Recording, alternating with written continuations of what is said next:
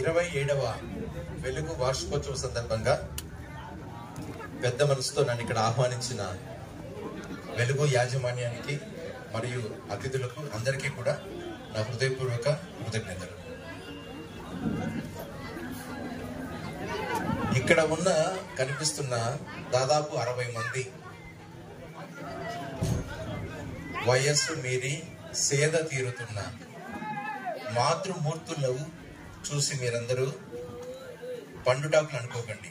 ఎందుకంటే వాళ్ళందరూ తమ జీవితంలోని సంతోషం అనే పత్రహరితాన్ని అంతా ప్రజల కోసం, సమాజం కోసం, తమ కుటుంబం కోసం అర్పించి ఈరోజు ఇక్కడ తమ చివరి రోజుల్ని సంతోషంగా గడిపేందుకు స్కూల్కు వచ్చిన పిల్లల్లాగా ఇక్కడ అందరితో కలిసిపోతూ సమాజానికి తాము ఇచ్చిన దానికి కృతజ్ఞతగా ఈరోజు కాస్త సంతోషాన్ని అనుభవిస్తున్న త్యాగమూర్తులు, వారందరికీ మనం కృతజ్ఞత చెప్పుకోవాలి.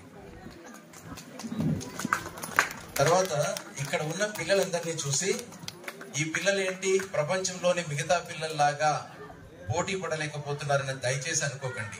ఎందుకంటే మీరు వెలుగు క్యాంపస్లోకి ఎప్పుడైనా ఎంటర్ కాగానే చేతులు చాచి చిరునవ్వుతో మిమ్మల్ని కౌగిలించుకునేందుకు వస్తున్న ప్రతి పిల్లాడు కూడా 1 కోటి కోహినూర్లతో సమానం.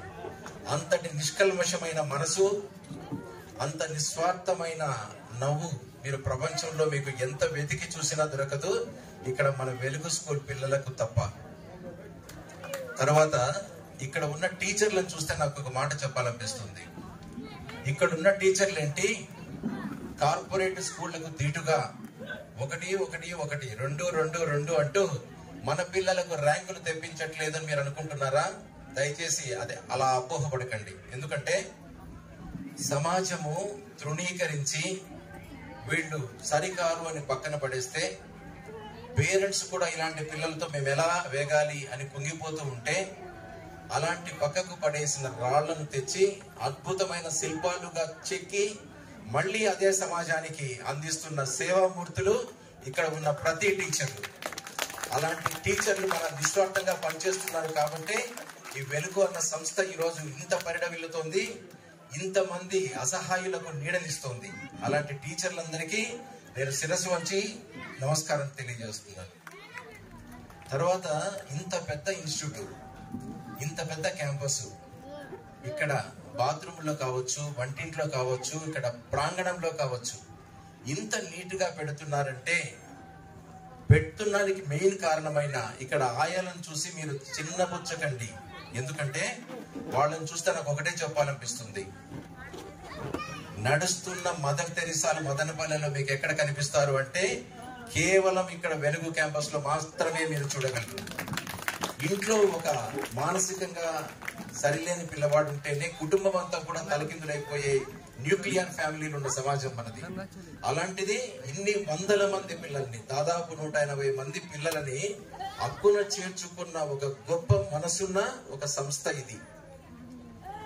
ఇంట్లో ఉన్న 2 అమ్మా నాన్నలకే తిండి పెట్టేందుకే కష్టపడుతున్న పిల్లలున్న సమాజం ఇది. అలాంటిది దాదాపు 60 మంది మాతృమూర్తులకు సంతోషంగా అన్ని విధాలా చూసుకుంటున్న ఒక గొప్ప సంస్థ ఇది.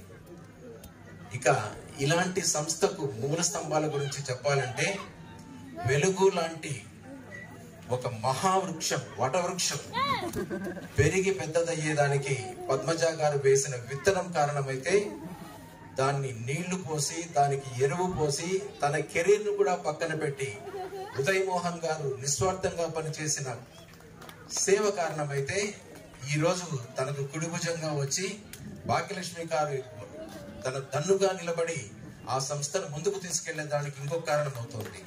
వాళ్లకు తోడుగా నిలబడ్డ ఉదయ్ కుమార్ దంపతులు కూడా